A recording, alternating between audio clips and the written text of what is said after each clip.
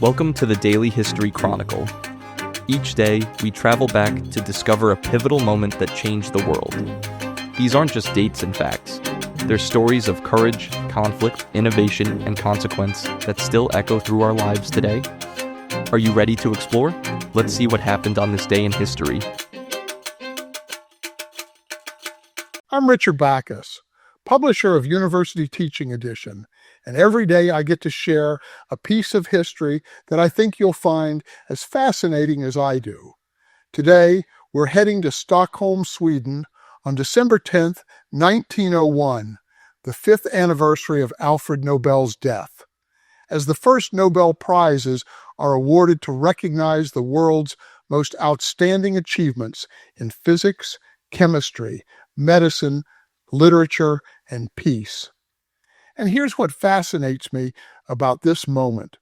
These prizes were born from guilt.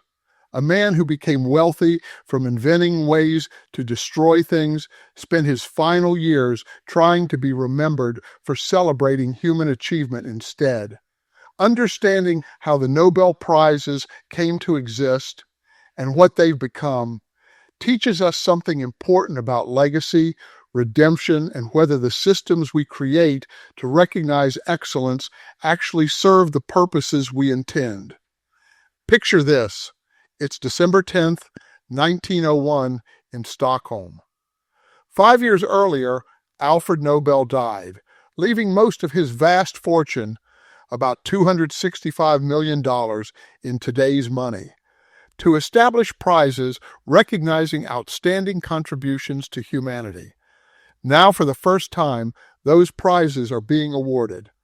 Wilhelm Röntgen received the Physics Prize for discovering X-rays. Jacobus van 't Hoff wins the Nobel Prize in Chemistry for his work on chemical dynamics. Emil von Behring receives the Nobel Prize in Medicine for developing the diphtheria antiserum. And in a separate ceremony in Oslo, the first Peace Prize goes to Henri Dunant, founder of the Red Cross, and Frédéric Passy, a French peace activist. It's a celebration of human achievement. But here's the thing that I always wonder about. What was Alfred Nobel thinking in those final years when he wrote his will? Because this wasn't just philanthropy. This was a man haunted by how he'd be remembered, trying to rewrite his legacy from beyond the grave. Let me build the clock for you, because understanding who Alfred Nobel was and why he created these prizes reveals something important about guilt, redemption, and the complicated relationship between how we make our fortunes and how we want to be remembered. Think about it this way. Alfred Nobel was a brilliant chemist and inventor. In 1867, he invented dynamite, a way to stabilize nitroglycerin and make it safe to transport and use. This was revolutionary for construction, mining, and engineering.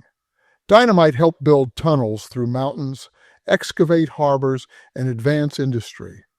Nobel became enormously wealthy from his invention. But dynamite also became a weapon of war. It killed people, it destroyed cities, it made warfare more deadly, and Nobel, watching his invention used for destruction, struggled with his legacy. Here's what the evidence tells us. In 1888, Nobel's brother Ludwig died, but a French newspaper mistakenly published Alfred's obituary instead. The headline called him the Merchant of Death. It described him as a man who became rich by finding ways to kill people more efficiently. Alfred Nobel read his own premature obituary and saw how the world would remember him. Think about what that moment must have been like. You're reading your own obituary, and instead of celebrating your contributions, it condemns you as a dealer in death. You've spent your life inventing, creating, building businesses, but your legacy, your character, the thing you'll leave behind, is defined by destruction. I find myself thinking about this because it touches on something I believe profoundly. When you leave this earth, all you take with you is the character you've built. Nobel had 8 years between reading that obituary and his actual death. 8 years to decide what his legacy would really be. 8 years to try to be remembered differently. So he wrote his will, and he did something remarkable. He left the bulk of his fortune to establish prizes recognizing achievement in physics, chemistry, medicine, literature, and peace. Not weapons, not industry, not wealth creation, but human knowledge, creativity, and the pursuit of peace. Now here's where it gets more interesting, and this is where my investigator's training kicks in. Because Nobel's will was controversial, his family was furious. They'd expected to inherit his fortune. The executors struggled to interpret his intentions. Some questioned whether prizes could actually be established from his will. It took 5 years of legal wrangling before the first prizes could be awarded. But here's what fascinates me. Nobel's vision was specific. He wanted the prizes to go to those who shall have conferred the greatest benefit to mankind in the previous year. He wanted to reward recent achievement, not lifetime accomplishment. He wanted the prizes to be international. Nationality shouldn't matter, only excellence. And he wanted the Peace Prize specifically to go to whoever had done the most or the best work for fraternity between nations. Think about what he was really trying to do. He was creating a system, a machinery of recognition, designed to change what humanity values. Instead of celebrating conquest, celebrate peace. Instead of honoring the powerful, honor the insightful. Instead of rewarding destruction, reward creation and discovery. It was, in many ways, an apology, an attempt at redemption, a man trying to balance the scales. We're still living with Nobel's creation, and I think this is where the story gets especially relevant for us. Right now, look at how we recognize achievement, what we choose to celebrate, who gets honored and who gets overlooked. The Nobel Prizes have become the world's most prestigious awards.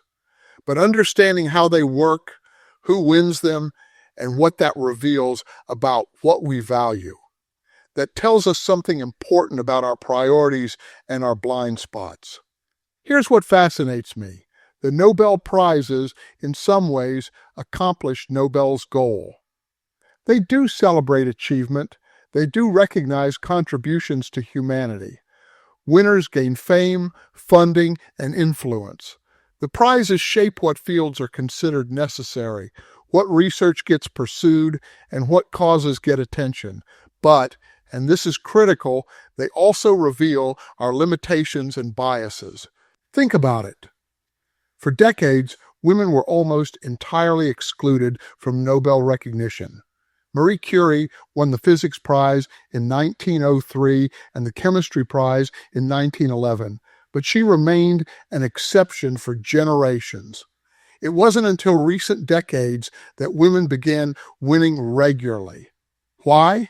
Were women not making contributions to science, literature, and peace? Of course they were.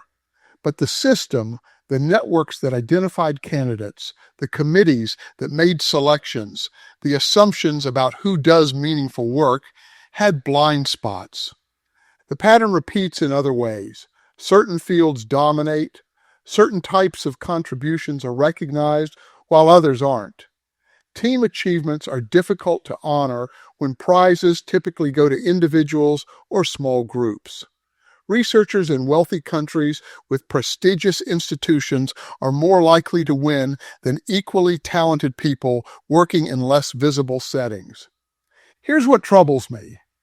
The Nobel Prizes were meant to recognize the most significant benefit to mankind, but they often recognize the achievements that fit a particular mold. University-based research, published in prestigious journals, conducted by people with access to resources and recognition systems. I find myself thinking about all the people who've made tremendous contributions but will never be recognized because they don't fit the pattern. the nurses who develop life-saving techniques but don't publish papers, the teachers who transform communities but don't write books, the activists who create peace but don't make headlines, the engineers who solve problems but don't work in universities.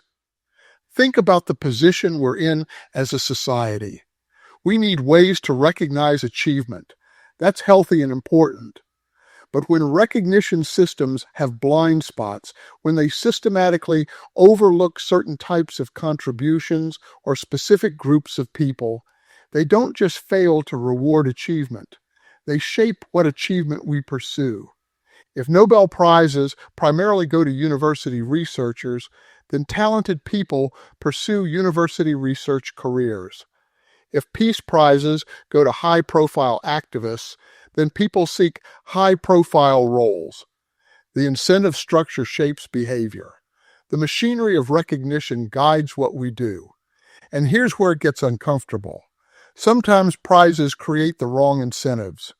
Researchers pursue Nobel-worthy projects instead of incremental but important work. Writers aim for literary prestige instead of accessibility. Peace activists seek recognition instead of results. The evidence also shows that Nobel Prizes have been controversial. Gandhi never won the Peace Prize, one of the great ironies of the award. Multiple prizes have gone to people whose contributions were later questioned or whose personal conduct was problematic. The Literature Prize has been Eurocentric for much of its history. The Economics Prize, which wasn't even in Nobel's original will, has privileged particular economic theories. So as we think about that December day in 1901, when the first Nobel Prizes were awarded in Alfred Nobel's name, I think the question for us isn't just about celebrating achievement. The question is about what we choose to recognize, how our recognition systems shape behavior, and whether they serve the purposes we intend. I respect what Alfred Nobel tried to do. He looked at his legacy, Merchant of Death, and wanted to rewrite it. He used his fortune to create something that would celebrate human achievement rather than human destruction. That took courage and self-awareness. That reflected genuine guilt and a desire for redemption. But here's what the investigator in me sees. Nobel created a system, and like all systems, it has strengths and weaknesses. It recognizes brilliant achievement, but it also has blind spots. It celebrates certain types of contributions, but overlooks others. It has become prestigious and influential, but that very prestige can create perverse incentives. Think about what recognition systems actually do. They tell us what society values. They shape what young people aspire to. They direct resources and attention. They create incentives that influence behavior. So when recognition systems have biases, when they systematically overlook women or non-Western contributors or certain types of work, they don't just fail to recognize those contributions. They discourage people from pursuing them. I always come back to this principle. Respect every person for who they are.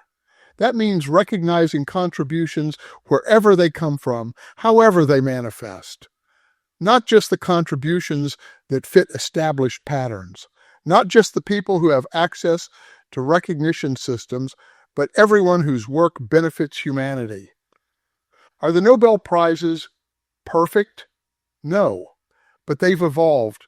More women are winning now. More diverse perspectives are being recognized. The prizes have called attention to important issues, climate change, nuclear disarmament, and literature from around the world. And here's what gives me hope. Nobel's fundamental insight was correct. We should celebrate human achievement. We should honor those who advance knowledge, create beauty, and work for peace. We should build systems that recognize and reward contributions to humanity. We just need to keep improving those systems, keep questioning who they overlook, keep asking whether they're truly serving their purpose. The great philosopher George Santayana once wrote, "Those who cannot remember the past are condemned to repeat it." And here's why that matters today. Nobel created his prizes because he read his premature obituary and realized he'd be remembered as a merchant of death rather than for his contributions to humanity. He understood that legacy matters, that character is what we leave behind. Yet when we look at how prizes and recognition systems actually function, we see the same patterns that Nobel's invention created: specific contributions celebrated. In contrast, others are overlooked. Certain people honored while others work in obscurity. Systems that claim to recognize universal achievement but reflect particular biases and perspectives.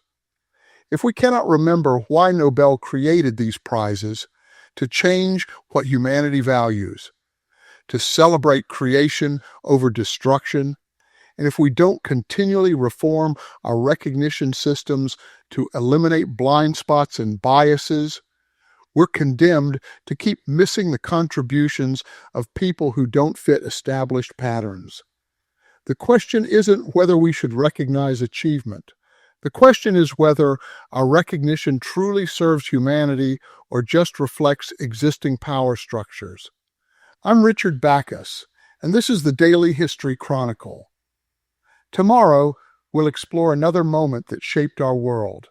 Until then, think about what you recognize in others, what contributions you value, and whether the systems we've built to celebrate achievement actually serve the purpose Nobel intended. Because that's what the Nobel Prizes teach us, not just about honoring excellence, but about the complicated relationship between legacy, redemption, and the systems we create to recognize what matters. Thank you for your time. If you enjoyed this episode, then please subscribe. If you really enjoyed it, then please tell a friend. I hope you will join me again tomorrow for more of our shared history.